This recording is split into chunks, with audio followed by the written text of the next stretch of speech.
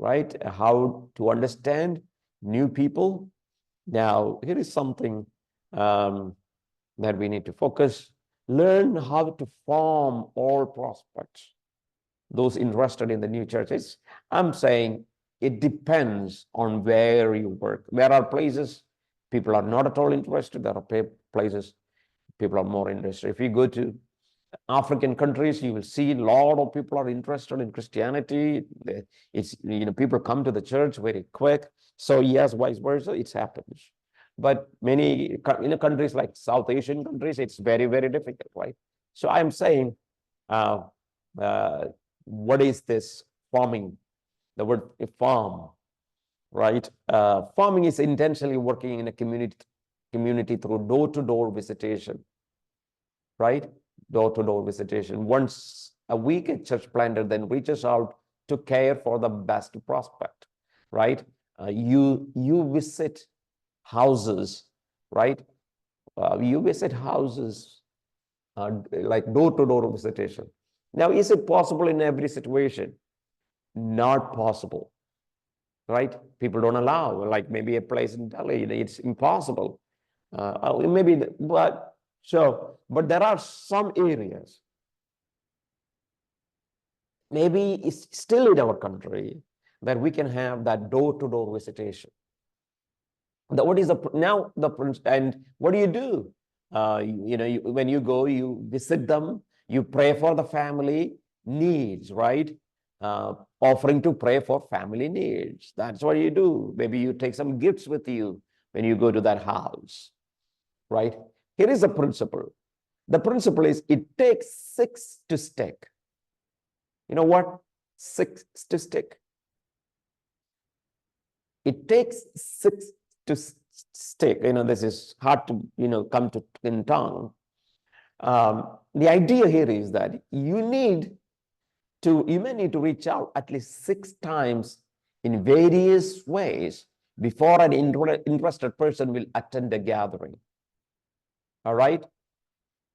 If you expect that someone will come to the church, you went and you invited in the first blush, okay, you invited someone, they are coming.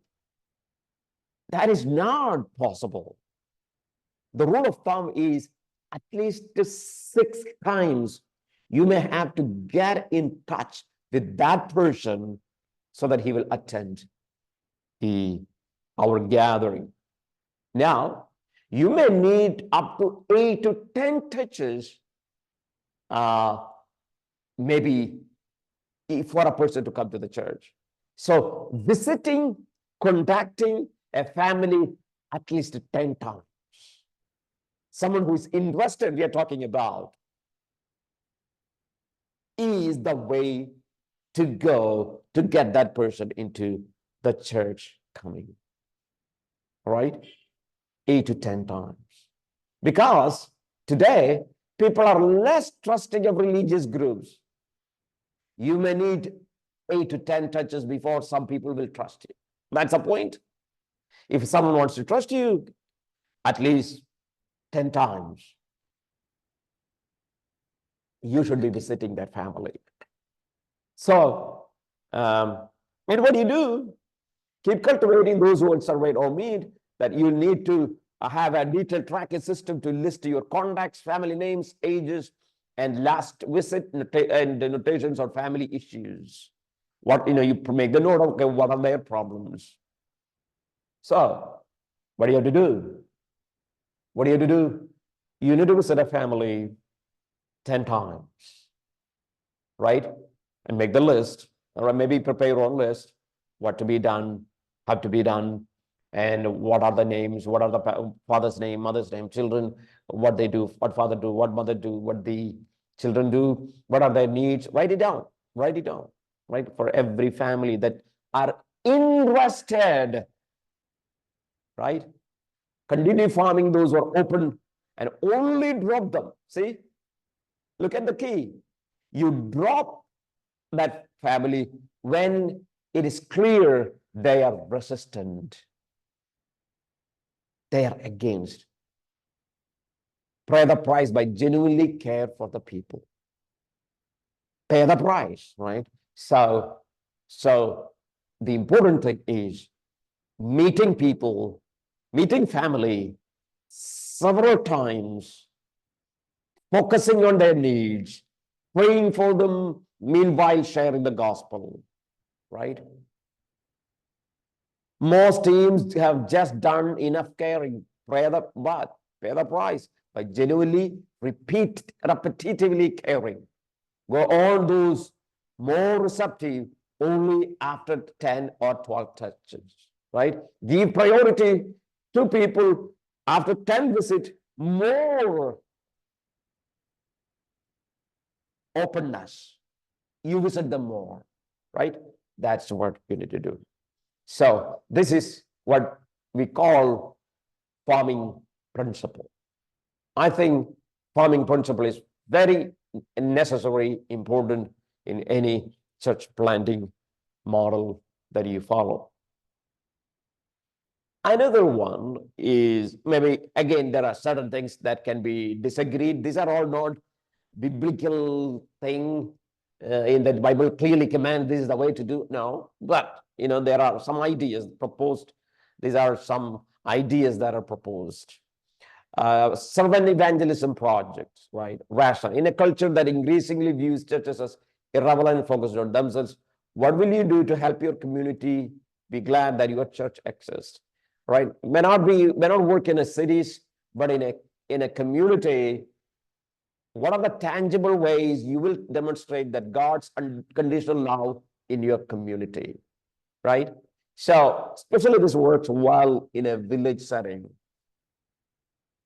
What are the tangible ways that you can help your community to show your love, right? Your love. That maybe in the times of need, here is a church that cares for the community, right? Which is very, will work in. I know that the churches that I saw, actually, at least one of my friends in Kerala planted a church that way. He was very active in the community. Some people have that ability to be very active. Like he was in a kind of politician type of thing. He's a pastor, and that kind of persona, and able to talk to people that way and get the respect of the people that way. And the community basically are happy with this church, with the pastor, because when there is a need comes, people come to the church, and pastor never shades his face away for the community needs, right? Will it work in a big city culture? I don't know, because here nobody knows anyone and doesn't. So that's something we can really think, right? Community projects, right? Helping people in the times of need. So when evangelism is sharing the love and the message of Jesus Christ through practical acts of service and kindness. So you need to choose what is that practical act of kindness. And maybe what I've seen in the States, that there was one church, there is a group of men who stood there in a petrol bunk and with a piece of cloth and a wiper, and they wiped the glass of every car that came to pump the petrol in that petrol bunk. All right, and just give maybe a card or a tract about the gospel tract, and a card about their church to every people who came. And they just, so I don't know what will work in a evangelism project that you help people, but you need to be careful that it will not backfire, because in certain places, if you are much loud means not making noise, but much open, it is easy that you can become a target. That is also is there, but at least, yes. So servant evangelism is the simplest and most transferable And yes, most fun approach for many believers. It also moves one closer to biblical lifestyle marked by consistent witnessing, right? It is a way that you use this opportunity to witness people, right? You need to come out with the plans where you can effectively do this servant evangelism project once or twice in a month. I don't know, whatever maybe. So what is the project that you can come up in your community that you can help in the name of your church, that the church is doing this, the church helps, that people can come and talk to the people. And of course, you share the gospel. So that is something we can think about if it is doable, right? So that is servant evangelism project. Third, organize neighborhood evangelistic Bible studies. One key to success is make the short term, not unending, right? 6 to 8 weeks evangelism Bible study, right? So this should be 6 to 8 weeks. Remember, we talked about evangelistic Bible studies, from one of the one that I taught, remember, about sharing the gospel with using Gospel of Mark is one of the evangelistic tools, or sharing you may be using any books that is helpful, or ideas to teach the gospel, right? Teach the gospel. So that is what Bible studies. Yes, Bible studies are another tool in helping people to reach with the gospel. The next one, organize evangelistic outreach events attractive to your communities. All right. Evangelistic outreach events. What is the purpose? To build bridges to your community. Build bridges to your community. That is what you do. Ideas. What are the ideas? I don't know. You can come up with many. These are all ideas. These are all taken from the Bible clearly, So the ideas like Christmas concert party, kids Bible clubs, right? All right. This is all the same, but somehow how to write a resume seminar, how to buy a home seminar. Some people do in some cities. That's what I got this information. How marriage enrichment seminar, or how to deal with a debt seminar, how to interview for a job seminar, parenting seminar, dealing with the divorce, financial freedom. Yes, this one, financial freedom seminar. I saw a church doing this one, invited a lot of people. Basically, how you can get out of your debt, marriage. Okay, it's not seminar, getting out of debt seminar, raising children seminar. Yes, ideas. You can come up with your own ideas. No, I'm not to say this is the ideas you should use. So this is outreach events to attract people in your community. Be sure and have everyone register and fill out communication card, get names, addresses, phone, email, frequency schedule outreach events at least every 2 or 3 months prior to the birth of your church, right? And even though if you're planted, you can do that in beginning, right? So that is what outreach events. Begin hosting monthly get acquainted gathering for everyone interested in a new church. If you are in a new place, begin a new church, then you can begin hosting a monthly get acquainted. What is that? What is the purpose? Purpose is fun, friendship, vision casting, building for the birth of the church. So if people are interested in the church, let's have them together, spend time getting to know each other, right? So we have more people who are interested before you plan the church, or before you begin the service, your church. You can have interested groups comes together, have a clear plan, right, before you start the church. Example of activities can be private retreat, concert, dinner, uh, at a restaurant or hotel, or picnic in the park. All those things can happen. These are people who are interested in starting a new church in your community.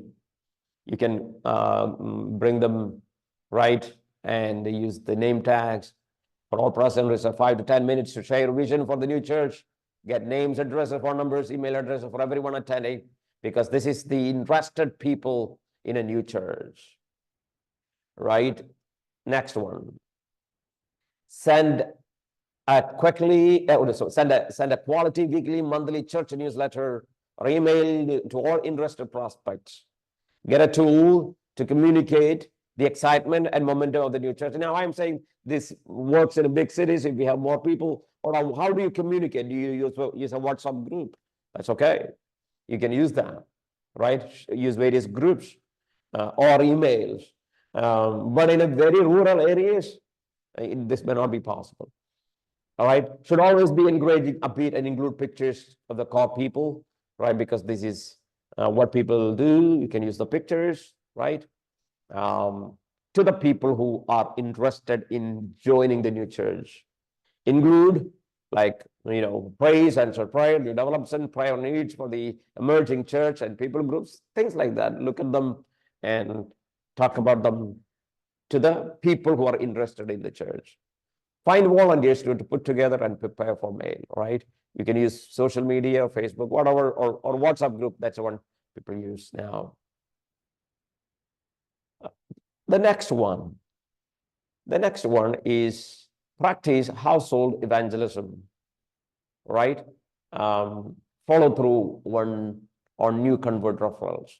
What is household evangelism, right? That is known as the Oikos principles, right? Aspect whole family conversions.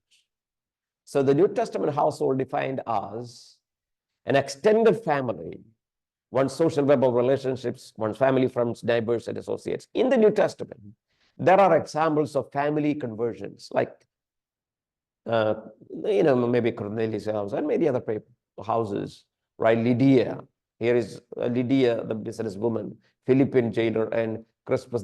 These are all examples of family conversion, right? Yes, expect that, right? Household evangelism, practice that. So what is that? Gospel always spread most effectively through close and natural relationships God has already placed us in, right? It's like if the husband accepts the gospel, it is much more likely that wife also will accept, and the children also will accept, right? So the gospel is easy to spread among the families. So that is what we are looking at here in this principle. All right. Utilize your most natural resource, that is new believers, right? Help them, prepare them. And the other day, one of the, not this Sunday, but a Sunday before, one of the church members who were coming here, he brought in another man who was simply sitting, but he was a very close friend of that person. And he came here to the church, and we were able to share the gospel last Sunday, not yesterday, but Sunday before. It's just quite interesting. So yes, there are ways that people, close relationships, people can come. Start a chain reaction for the gospel, right? So the idea is that household and relatives, right?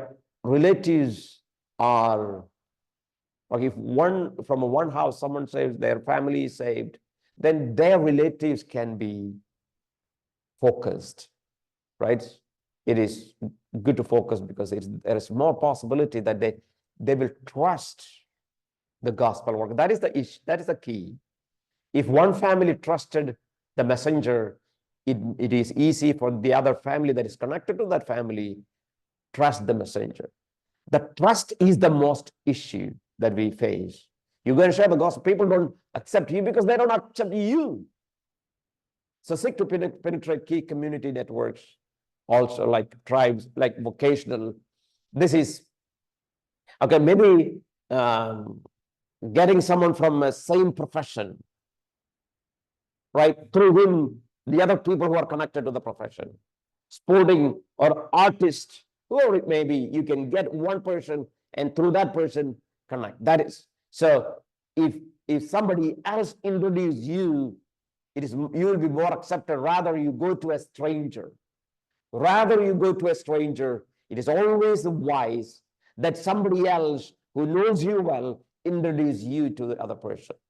So friends, that is what we wanted to see here. Yes, so we need to talk some more on that, on these principles about reaching, right? I think we will stop here